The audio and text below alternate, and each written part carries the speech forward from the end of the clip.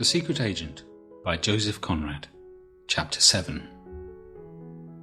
The Assistant Commissioner walked along a short and narrow street, like a wet muddy trench, then crossing a very broad thoroughfare, entered a public edifice and sought speech with a young private secretary, unpaid, of a great personage. This fair, smooth-faced young man, whose symmetrically arranged hair gave him the air of a large and neat schoolboy, met the Assistant Commissioner's request with a doubtful look, and spoke with bated breath. Would he see you? I don't know about that. He's walked over from the house an hour ago to talk with the Permanent Under Secretary, and now he's ready to walk back again. He might have sent for him, but he does it for the sake of a little exercise, I suppose. It's all the exercise he can find time for while this session lasts. I don't complain. I rather enjoy these little strolls. He leans on my arm and doesn't open his lips. But I say he's very tired, and well, not in the sweetest of tempers just now. It's in connection with that Greenwich affair. Oh, I say, he's very bitter against you people. But I will go and see if you insist. Do, that's a good fellow, said the Assistant Commissioner. The unpaid secretary admired this pluck. Composing for himself an innocent face, he opened a door and went in with the assurance of a nice and privileged child. And presently he reappeared with a nod to the Assistant Commissioner, who, passing through the same door, left open for him, found himself with a great personage in a large room. Vast in bulk and stature, with a long white face, which, broadened at the base by a big double chin, appeared egg-shaped in the fringe of thin grey whisker. The great personage seemed an expanding man. Unfortunate from a tailoring point of view, the cross-folds in the middle of a buttoned black coat added to the impression, as if the fastenings of the garment were tried to the utmost. From the head, set upward on a thick neck, the eyes, with puffy lower lids, stared with a haughty droop on each side of a hooked, aggressive nose, nobly salient in the vast pale circumference of the face. A shiny silk hat and a pair of worn gloves, lying ready on the end of a long table, looked expanded too. Enormous. He stood on the hearthrug in big, roomy boots, and uttered no word of greeting. I would like to know if this is the beginning of another dynamite campaign, he asked at once, in a deep, very smooth voice. Don't go into details. I have no time for that. The Assistant Commissioner's figure, before this big and rustic presence, had the frail slenderness of a reed addressing an oak. And indeed, the unbroken record of that man's descent surpassed in the number of centuries the age of the oldest oak in the country. No, as far as one can be positive about anything, I can assure you that it is not. Yes, but your idea of assurances over there, said the great man with a contemptuous wave of his hand towards a window giving on to the broad thoroughfare, seems to consist mainly in making the Secretary of State look a fool. I have been told positively, in this very room less than a month ago, that nothing of this sort was even possible. The Assistant Commissioner glanced in the direction of the window calmly. You will allow me to remark, Sir Ethelred, that so far I have had no opportunity to give you assurances of any kind. The haughty droop of the eyes was focused now upon the Assistant Commissioner. True, confessed the deep, smooth voice. I sent for heat. You are still rather a novice in your new berth, and how are you getting on over there? I believe I am learning something every day. Of course. Of course. I hope you will get on. Thank you, Sir Ethelred. I've learned something today, and even within the last hour or so. There is much in this affair of a kind that does not meet the eye in the usual anarchist outrage, even if one looked into it as deep as can be. That's why I'm here. The great man put his arms akimbo, the backs of his big hands resting on his hips. Very well. Go on.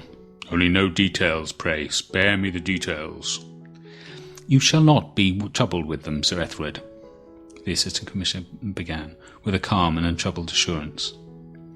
While he was speaking, the hands on the face of the clock behind the great man's back, a heavy, glistening affair of massive scrolls in the same dark marble as the mantelpiece, and with a ghostly, evanescent tick, had moved through the space of 7 minutes.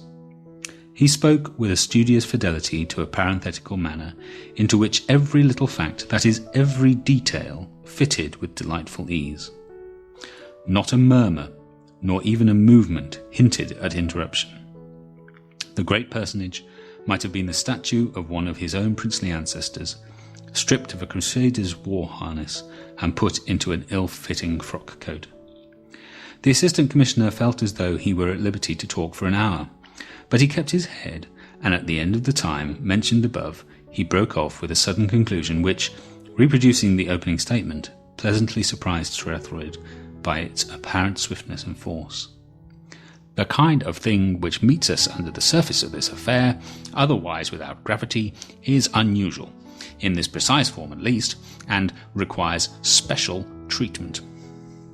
The tone of Sir Ethelred was deepened, full of conviction. "I should think so, involving the ambassador of a foreign power." "Oh, the ambassador," protested the other, erect and slender, allowing himself a mere half-smile. "It would be stupid of me to advance anything of the kind, and it is absolutely unnecessary, because, if I am right in my surmises, whether ambassador or hall porter is a mere detail." Sir Ethelred opened a wide mouth, like a cavern, into which the hooked nose seemed anxious to peer. There came from it a subdued rolling sound, as from a distant organ, with the scornful indignation stop. "No, these people are too impossible. What do they mean by importing their methods of crim-tartary here? A Turk would have more decency." "You forget, Sir Ethelred, that strictly speaking we know nothing positively as yet." "No, but how would you define it, shortly?" "Barefaced audacity amounting to childishness of a peculiar sort." "We can't put up with the innocence of nasty little children," said the great and expanded personage, expanding a little more, as it were. The haughty drooping glance struck crushingly the carpet at the Assistant Commissioner's feet. "They'll have to get a hard rap on the knuckles over this affair. We must be in a position to... What is your general idea, stated shortly? No need to go into details." "No, Sir Ethelred. In principle, I should lay it down that the existence of secret agents should not be tolerated, as tending to augment the positive dangers of the evil against which they are used. That the spy will fabricate his information is a mere commonplace, but in the sphere of political and revolutionary action, relying partly on violence, the professional spy has every facility to fabricate the very facts themselves, and will spread the double evil of emulation in one direction, and of panic, hasty legislation, unreflecting hate on the other. However, this is an imperfect world." The deep-voiced presence on the hearthrug, motionless, with big elbows stuck out, said hastily, "Be lucid, please." "Yes, Sir Ethelred, an imperfect world. Therefore, directly the character of this affair suggested itself to me, I thought it should be dealt with special secrecy, and ventured to come over here." "That's right," approved the great personage, glancing down complacently over his double chin. "I'm glad there is somebody over at your shop who thinks that the Secretary of State may be trusted now and then." The Assistant Commissioner had an amused smile. "I was really thinking that it might be better at this stage for heat to be replaced by—" "What? Heat? An ass, eh?" exclaimed the great man with distinct animosity. "Not at all. Pray, Sir Ethelred, don't put that unjust interpretation on my remarks." "Then what? Too clever by half?" "Neither. At least, not as a rule. All the grounds of my surmises I have from him. The only thing I've discovered by myself is that he has been making use of that man privately. Now, who could blame him? He's an old police hand. He told me virtually that he must have tools to work with. It occurred to me that this tool should be surrendered to the Special Crimes Division as a whole, instead of remaining the private property of Chief Inspector Heat. I extend my conception of our departmental duties to the suppression of the secret agent, but Chief Inspector Heat is an old departmental hand. He would accuse me of perverting its morality and attacking its efficiency. He would define it bitterly as protection extended to the criminal class of revolutionaries. It would mean just that to him." "Yes, but what do you mean?" "I mean to say first that there's but poor comfort in being able to declare that any given act of violence, damaging property or destroying life, is not the work of anarchism at all, but of something else altogether, some species of authorised scoundrelism. This, I fancy, is much more frequent than we suppose. Next, it's obvious that the existence of these people in the pay of foreign governments destroys in a measure the efficiency of our supervision.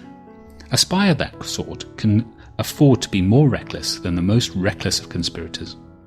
His occupation is free from all restraint. He is without as much faith as is necessary for complete negation, and without that much law as is implied in lawlessness. Thirdly, the existence of these spies amongst the revolutionary groups, which we are reproached for harbouring here, does away with all certitude. You have received a reassuring statement from Chief Inspector Heat some time ago. It was by no means groundless, and yet this episode happens. I call it an episode because this affair, I make bold to say, is episodic. It is in no part of any general scheme, however wild. The very peculiarities which surprise and perplex Chief Inspector Heat establish its character in my eyes. I am keeping clear of details, Sir Ethelred. The personage on the hearthrug had been listening with profound attention. Yeah, just so. Be as concise as you can. The Assistant Commissioner intimated by an earnest deferential gesture that he was anxious to be concise.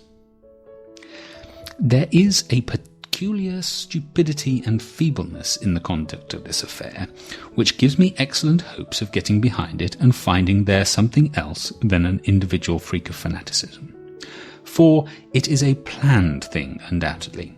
The actual perpetrator seems to have been led by the hand to the spot, and then abandoned hurriedly to his own devices. The inference is that he was imported from abroad for the purpose of committing this outrage. At the same time, one is forced to the conclusion that he did not know enough English to ask his way, unless one were to accept the fantastic theory that he was a deaf mute.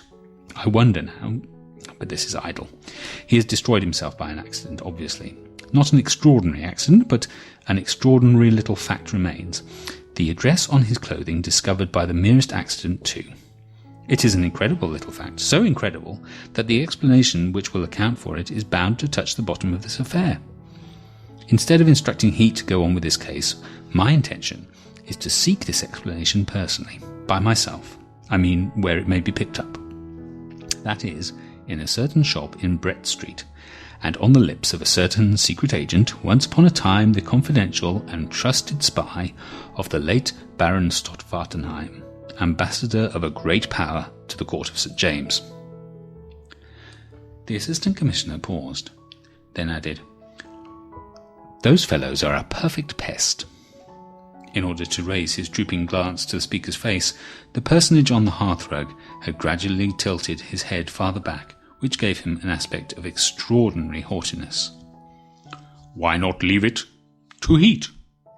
"Because he is an old departmental hand. They have their own morality.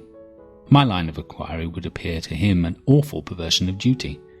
For him, the plain duty is to fasten the guilt upon as many prominent anarchists as he can on some slight indications he had picked up in the course of his investigation on the spot. Whereas I, he would say, am bent upon vindicating their innocence.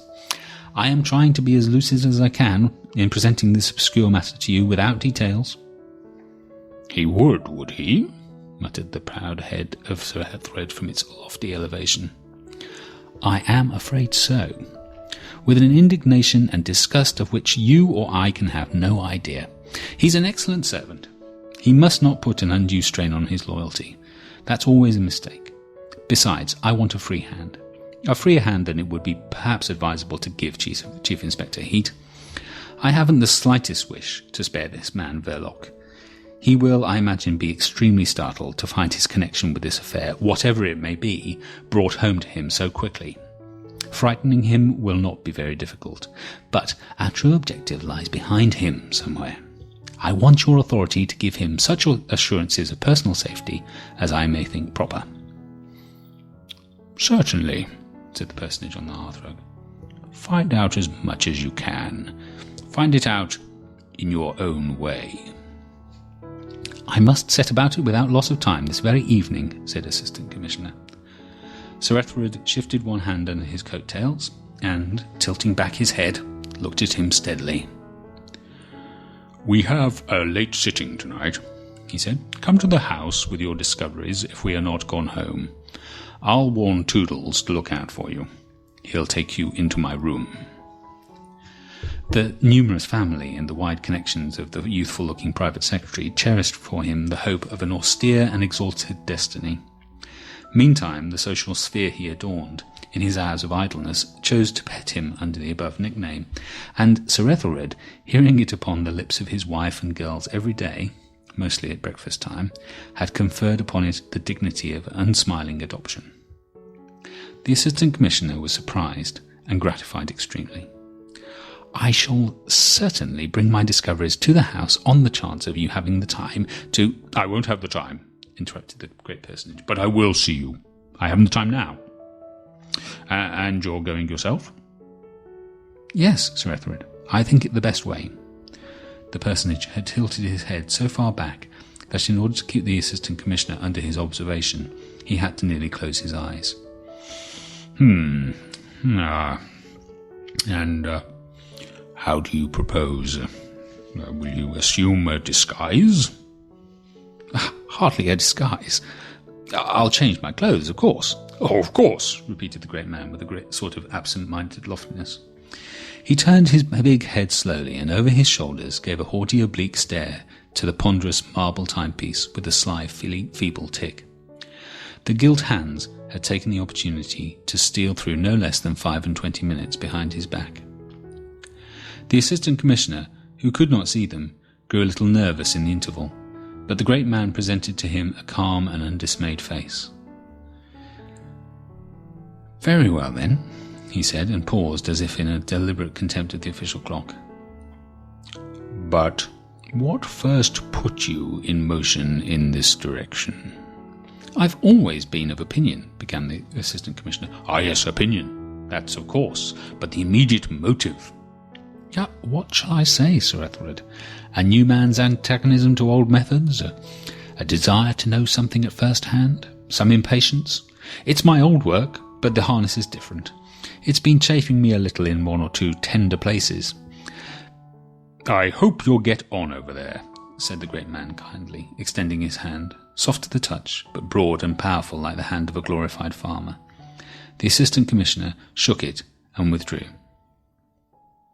In the outer room, Toodles, who had been waiting perched on the edge of a table, advanced to meet him, subduing his natural buoyancy. "Well, satisfactory?" he asked him with airy importance. "Perfectly. You've earned my undying gratitude," answered the Assistant Commissioner, whose long face looked wooden in contrast with the peculiar character of the other's gravity, which seemed perpetually ready to break into ripples and chuckles. "That's all right. But seriously, you can't imagine how irritated he is by the attacks on his bill for the nationalisation of fisheries. They call it the beginning of social revolution. Of course it's a revolutionary measure, but these fellows have no decency. The personal attacks—" "I read the papers," remarked the Assistant Commissioner. "Odious, eh? And you have no notion what a mass of work he has got to get through every day. He does it all himself. Seems unable to trust anyone with those fisheries. And yet he's given a whole half hour to the consideration of my very small sprat," interjected the Assistant Commissioner. "Small, is it? I'm glad to hear that. But it's a pity you didn't keep away then. This fight takes it out of him frightfully. The man's getting exhausted. I feel it, by the way he leans on my arm as we walk over. Oh, and I say, is he safe in the streets? Mullins has been marching his men up here this afternoon. There's a constable stuck by every lamppost, and every second person we meet between this and the palace yard is an obvious tech. It will get on his nerves presently. I say, these foreign scoundrels aren't likely to throw something at him, are they? It would be a national calamity. The country can't spare him." "Not to mention yourself. He leans on your arm," suggested the Assistant Commissioner soberly. "You'd both go." "It would be an easy way for a young man to go down into history. Not so many British ministers have been assassinated as to make it a minor incident. But seriously now, I'm afraid that if you want to go down into history, you'll have to do something for it. Seriously, there's no danger whatever for both of you but from overwork." The sympathetic Toodles welcomed this opening for a chuckle. "Oh, the fisheries won't kill me. I'm used to late hours," he declared with ingenuous levity. But, feeling an instant compunction, he began to assume an air of statesmanlike moodiness as one draws on a glove. "His massive intellect will stand any amount of work. It's his nerves that I'm afraid of.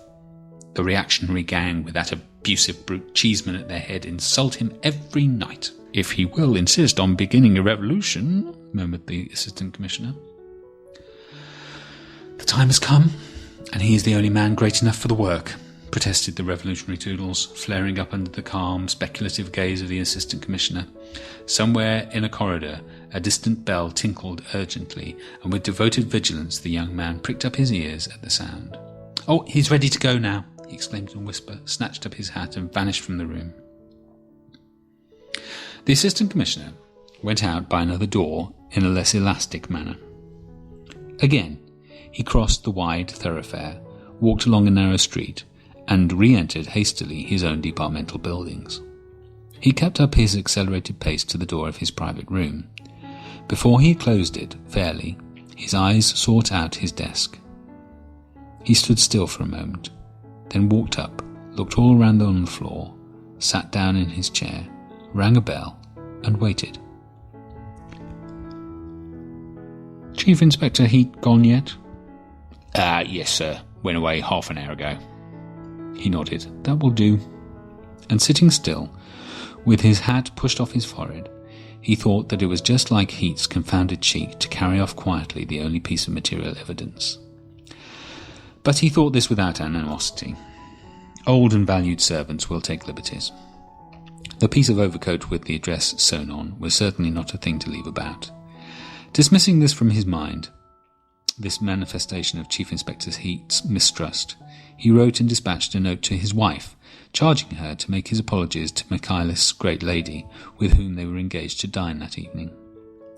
The short jacket and the low, round hat he assumed in a sort of curtained alcove containing a washstand, a row of wooden pegs and a shelf, brought out wonderfully the length of his grave brown face.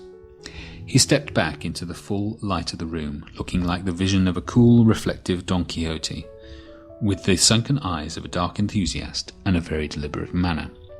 He left the scene of his daily labours quickly like an unobtrusive shadow. His descent into the street was like the descent into a slimy aquarium from which the water had been run off. A murky, gloomy dampness enveloped him. The walls of the houses were wet, and the mud of the roadway glistened with an effect of phosphorescence. And when he emerged into the Strand out of a narrow street by the side of Charing Cross Station, the genius of the locality assimilated him. He might have been but one more of the queer foreign fish that can be seen of an evening about there flitting round the dark corners. He came to a stand on the very edge of the pavement and waited. His exercised eyes had made out in the confused movements of lights and shadows thronging the roadway the crawling approach of a hansom. He gave no sign, but when the low step gliding along the curbstone came to his feet, he dodged in skilfully in front of the big turning wheel and spoke up through the little trapdoor almost before the man gazing supinely ahead from his perch was aware of having been boarded by a fare. It was not a long drive. It ended by signal abruptly, nowhere in particular, between two lampposts before a large drapery establishment, a long range of shops already lapped up in sheets of corrugated iron for the night. Tendering a coin through the trapdoor, the fare slipped out and away, leaving an effect of uncanny, eccentric ghastliness upon the driver's mind. But the size of the coin was satisfactory to his touch, and his education not being literary, he remained untroubled by the fear of finding it presently turned into a dead leaf in his pocket. Raised above the world of fares by the nature of his calling, he contemplated their actions with a limited interest. The sharp pulling of his horse right round expressed his philosophy. Meantime, the Assistant Commissioner was already giving his order to a waiter in a little Italian restaurant around the corner, one of those traps for the hungry, long and narrow, baited with a perspective of mirrors and white napery. Without air, but with an atmosphere of their own, an atmosphere of fraudulent cookery, mocking an abject mankind in the most pressing of its miserable necessities. In this immoral atmosphere, the Assistant Commissioner reflecting upon his enterprise, seemed to lose some more of his identity. He had a sense of loneliness, of evil freedom. It was rather pleasant. When, after paying for his short meal, he stood up and waited for his change, he saw himself in the sheet of glass and was struck by his foreign appearance. He contemplated his own image with a melancholy, inquisitive gaze, then by sudden inspiration raised the collar of his jacket. This arrangement appeared to him commendable, and he completed it by giving an upward twist to the ends of his black moustache. He was satisfied by the subtle modification of his personal aspect caused by these small changes. That will do very well, he thought. I'll get a little wet, a little splashed. He became aware of the waiter at his elbow and of a small pile of silver coins on the edge of the table before him. The waiter kept one eye on it, while his other eye followed the long black back of a tall, not very young girl who passed up to a distant table, looking perfectly sightless and altogether unapproachable. She seemed to be a habitual custom. On going out, the Assistant Commissioner made to himself the observation that the patrons of the place had lost in the frequentation of fraudulent cookery all their national and private characteristics. And this was strange, since the Italian restaurant is such a peculiarly British institution. But these people were as denationalised as the dishes set before them, with every circumstance of unstamped respectability. Neither was their personality stamped in any way, professionally, socially or racially.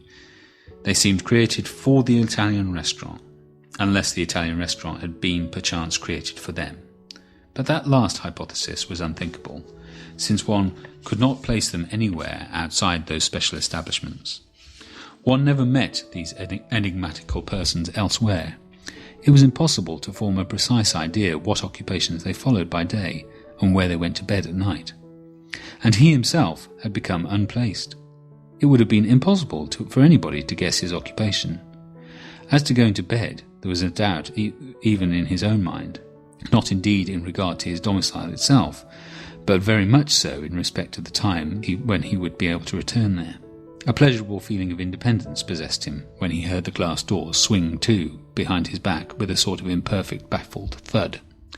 He advanced at once into an immensity of greasy slime and damp plaster, interspersed with lamps, and developed, oppressed, penetrated, choked, and suffocated by the blackness of a wet London night, which is composed of soot and drops of water. Brett Street was not very far away. It branched off, narrow, from the side of an open triangular space, surrounded by dark and mysterious houses, temples of petty commerce, emptied of traders for the night.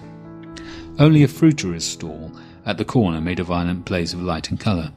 Beyond, all was black, and the few people passing in that direction vanished at one stride beyond the glowing heaps of oranges and lemons.